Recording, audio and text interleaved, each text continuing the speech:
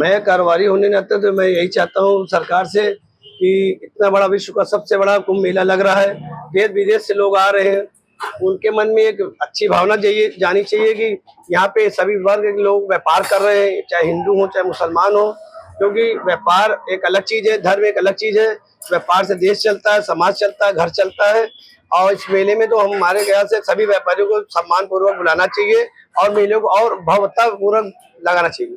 लेकिन ये जो कहा जा रहा है कि जो गैर हिंदू हैं वो शुद्धता का ध्यान नहीं रखेंगे, नहीं, ये चीज उनको प्रशासन को ध्यान रखना चाहिए कि उनको गाइडलाइन दे कि अब दुकानों के बाहर उनका अपना नाम हो, पता हो, मोबाइल नंबर हो और सभी जितने वर्कर्स उनके नाम हो, ताकि जो भी मेले में सभी प्रकार के लोग आते हैं, हिंदू भी आते हैं, मुसलमान भी आते हैं, सबको सम्मान पूर्वक सम्मान मिल सके और मेले का गंगा जमुना तहजीब जो हमारे इलाहाबाद की है वो बनी रहे। तो क्या लगता है कि जो ये मांग की जा रही है ये गैर जरूरी है? नहीं, ये तो प्रशासन और महामंडलेश्वर अखाड़ों का काम है। हम लोग तो व्यापारी हैं, व्यापार के बारे में बात कर सकते हैं, व्यापार सबका बढ़े। और ये बड़े बड़े लोगों का कहना है कि हमारे माननीय प्रधानमंत्री मोदी जी और योगी जी ने इतना बड़े मेले का आयोजन किया है, ये सरकार चाहे तो बैठ के आपस में बात करे कि व्यापारियों के हित में जो भी बातें हो व्यापारी के हित में हो। मतलब एक व्यापारी होने के नाते आप चाहते हैं कि सभी को मौका मिलना चाहिए, किसी को रोक नहीं लगनी चाहिए। जी, मैं तो कह रहा हूँ, इतना बड़ा इलाहाबाद में इतना बड़ा विश्व का सुप्रसिद्ध मेला लग रहा है, जहाँ के देश विदेश के लोग आ रहे हैं, उनके मन में एक अच्छी भावना चाहिए कि इस मेले में हिंदू मुस्लिम सभी मिलकर काम कर रहे हैं। देखिए, व्यापारी होने के नाते हमारी यही सोच है कि जैसे पहले चलता था और चलता आ रहा है वैसे ही चलना ही चाहिए।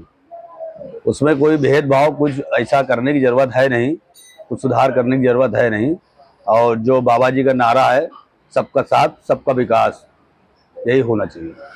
क्या चाहते हैं आप, क्या होना चाहिए? चाहना है, ये व्यापारी होने के नाते यही चाहते हैं कि सबको एक समान समझा जाए, उसमें कोई भेदभाव वाली भावना नहीं करनी चाहिए। तो लेकिन ये जो बात कही जाती है कि जो गैर हिंदू हैं वो शुद्धता का ध्यान नहीं रखते हैं, ये कुछ लोग हैं जो फैलाते हैं। अगर ऐसा करने वाले हैं तो उनको दंडित किया जाए। ये प्रशासन के ऊपर ध्यान देने वाली बात है, प्रशासन ध्यान दे इसकी।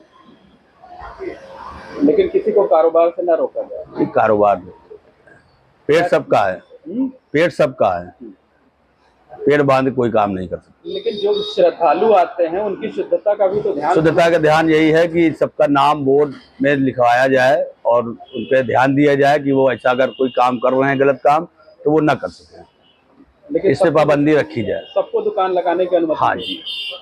देखिए, ऐसा बिल्कुल नहीं है।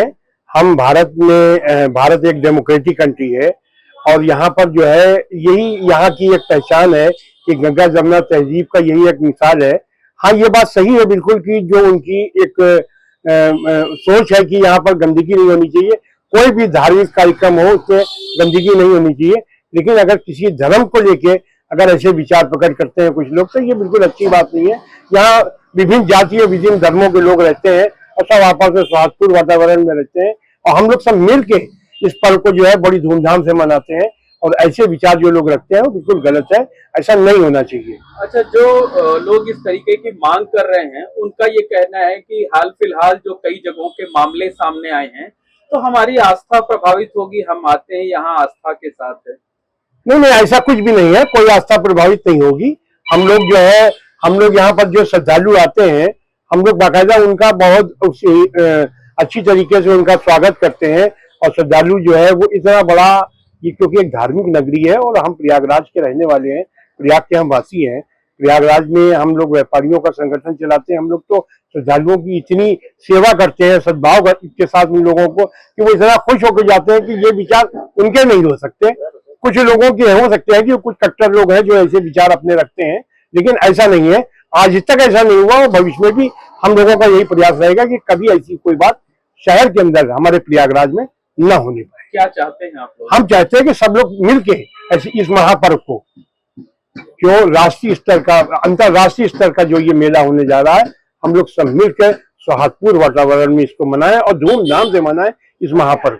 कहना सर ये है, जो संगम नगरी प्रयागराज में कुंभ लगने जा रहा है, जो हमारे हिंदू भाइयों का महापर्व है कुंभ नगरी, जहाँ से बहुत दूर दूर से लोग आते हैं यहाँ संगम स्नान करने के लिए।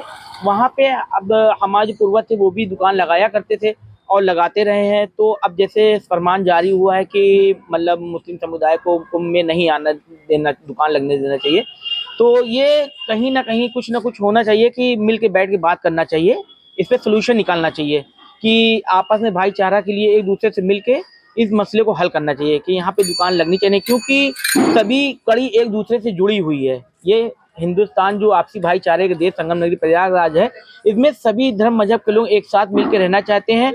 अगर वो सेवा करने का मौका भी देंगे तो हम वहां जाएंगे सेवा भी करने, क्योंकि जहाँ पे हमें बुलाएंगे वो सेवा करने के रूप में, तो हमें सेवा करने का अवसर देंगे, हम सेवा भी करेंगे वहाँ संगम नगरी प्रयागराज कुंभ में जाके। क्योंकि अगर कोई संस्कृति अपनी बुला के दिखाना चाहता है तो उनकी संस्कृति से लोग प्रभावित हो सकते हैं। तो हम यही आग्रह करना चाहेंगे, निवेदन करना चाहेंगे कि वो इस पे बैठ के बात कर ले, एक बार पुनः विचार कर लें। लेकिन कह रहे हैं कि जो मुस्लिम होते हैं वो खाने पीने के सामानों में थूक मिलाते हैं, गंदगी करते हैं, आस्था प्रभावित होगी। देखिए उनका आस्था है, बहुत बड़ा कुंभ है, उनका भी कहना सही है। और जो इधर के पक्ष है मुस्लिम समाज के लोग, उनको भी ये बात को सोचना चाहिए कि अगर किसी के धर्म को हमें वो नहीं करना चाहिए। दोनों ही तरफ का पक्ष है, दोनों को बैठ के समझना चाहिए, एक दूसरे से मिलकर बात कर लेना चाहिए इस पे।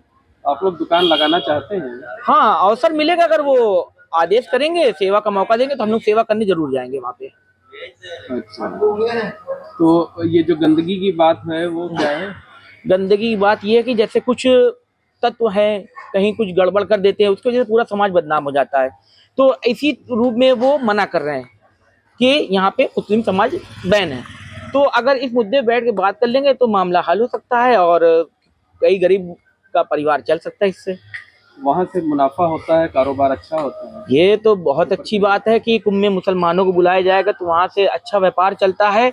और कई परिवार ऐसे हैं जो एक दूसरे से जुड़े हुए हैं, तो सामान लेना देना आदान प्रदान होता रहता है एक दूसरे से, तो उससे जो है एक अच्छी इनकम होती है, एक दूसरे की सभी की इनकम होती है इससे अच्छी। पहले से चला आ रहा है जी, बहुत पहले से चला आ रहा है। जो दादा वगैरह थे वो सब भी बहुत पहले जाते थे वहाँ संगम नगरी प्रयागराज में, उसी तरीके दुकान लगाया करते थे।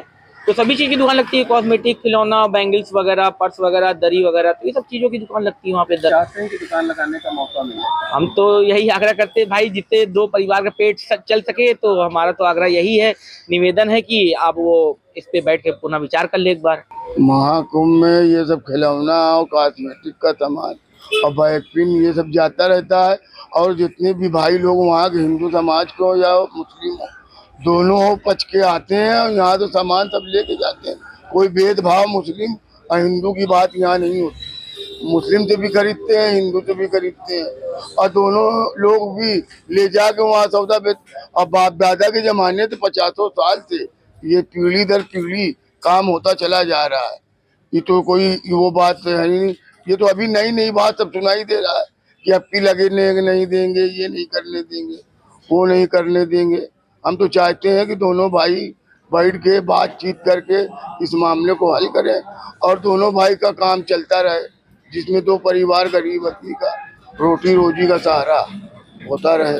ये बताइए, जो कहा जा रहा है कि मुसलमानों की दुकानें नहीं लगनी चाहिए, वहाँ पर वो गंदगी फैलाते हैं, आस्था प्रभावित होती है, उस पर क्या कहना है? इसमें हमारे पूर्वज लोगों ने 50 साल से आज तक कभी ऐसी बातें ही नहीं हुई और न कभी वो लोग ये चीज को कहा सुना गया कि हाँ ये सब आप लोग करते हैं, ये सब अफवाह है और ये सब गलत बात है। क्या चाहते हैं आप लोग? हम ये चाहते हैं कि दोनों भाइयों को मिल बैठ के बात करके और ये काम होना चाहिए, दोनों भाई के काम चलता रहे और इनका भी काम चलता रहे, हम लोग को मुस्लिम समाज का भी काम चलता रहे और दोनों से सब सौदा खरीद फरोख्त करते हैं। कोई ऐसी बात तो है नहीं। जितने भी वहाँ के हिंदू लोग आते हैं सब यहाँ मुस्लिम भाई से हिंदू भाई से सामान लेके जाते हैं। चाहते हैं कि वहाँ दुकान लगाने का मौका मिलना चाहिए। क्या बनाने आए थे, क्या बना बैठे, कहीं मंदिर कहीं मस्जिद बना बैठे। हमसे अच्छी तो जात परिंदे की है, कहीं मंदिर कहीं मस्जिद जा बैठे। जिस तरीके से कुंभ मेले के अंदर ऐतिहासिक कुंभ मेला लगने जा रहा है, उस कुंभ मेले में जिस तरीके से मुसलमानों का बहिष्कार किया जा रहा है, मैं मानता हूँ ये गलत है। इससे हिंदुस्तान की इकोनॉमी जो मजबूत होने वाली थी वो कमज़ोर होगी, क्योंकि देश हमारा तरक्की तभी करेगा जब सब कोई एक साथ मिलकर कहीं पे भी कारोबार करते हैं, उससे देश की उन्नति और तरक्की होती है। आज जिस तरीके से कहा जा रहा है वो हमको नहीं लगता कि बहुत अच्छा मैसेज पूरे देश के अंदर, पूरी दुनिया के अंदर भारत का जाएगा, क्योंकि भारत सैकड़ों साल से सनातन धर्म के लोग थे और सभी ने कुंभ मेले में एक साथ संगम पर जो है दुकानें लगाई हैं। और नदी के किनारे न जाने कितने मुस्लिम और जैन और सिखों का परिवार रहता है। सबके अंदर आस्था होती है संगम की, सबको आस्था होती है गंगा के पानी से। आज मुसलमान उस गंगे के पानी को पाक कहता है, उससे वजू बनाता है, उसका पानी यूज करता है। तो ये सब जो है कुछ लोग हैं जो देश के अंदर नफरत की ऐसी बात कर रहे हैं। हमको नहीं लगता कि इससे ये ऐसा होगा, क्योंकि ये कुछ लोग की बात हो सकती है लेकिन देश की बात नहीं हो सकती। को दुकान लगाने देना चाहिए, बेशक देना चाहिए, क्योंकि देश हमारा, देखिए मुसलमान अगर वहां दुकान नहीं लगाएगा तो देश का नुकसान होगा, देश की अर्थव्यवस्था का नुकसान होगा अगर वहां मुसलमान दुकान लगाता। क्योंकि सैकड़ों साल से लगा रहा, मैं खुद वहां पे दुकान लगाता था, 20 रुपए के बक्सा बेचता था, मेरा बक्से का कारोबार है। मैं उस छोटे जमाने से, हमारे दादा परदादा वहां पे बक्सा लगाते थे। हमको याद है कि मैं मेले में जाया करता था, 10 रुपए का 20 रुपए का इतना बड़े बड़े बक्से खुद बेचा करता था। कभी कोई ऐसी बात नहीं हो, सब कोई मिलकर वहाँ अच्छा बिजनेस हो जाता है। अरे मुसलमान इंतजार करता था, हम लोग याद है, हम लोग बक्सा एक साल मतलब 6-7 महीना पहले, 8 महीना पहले से बना के रखते थे स्टॉकेज, उसको बाद वहां पे ले जाके बेचते थे, क्योंकि उससे इनकम होती थी।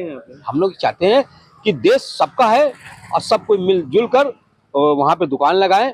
अगर प्रशासन आदेश देता है, क्योंकि अभी शासन का आदेश नहीं है, ये कुछ लोगों का हो सकता है, लेकिन शासन का आदेश नहीं है। वे मानते हैं कि अगर प्रशासन आदेश देगा तो मुसलमान को वहाँ पे आवंटन अगर दुकानें होती हैं तो वहाँ पे हम भी लगाएंगे और तमाम लोग लगाएंगे जो इसी परंपरा से दुकान लगाते आ रहे थे।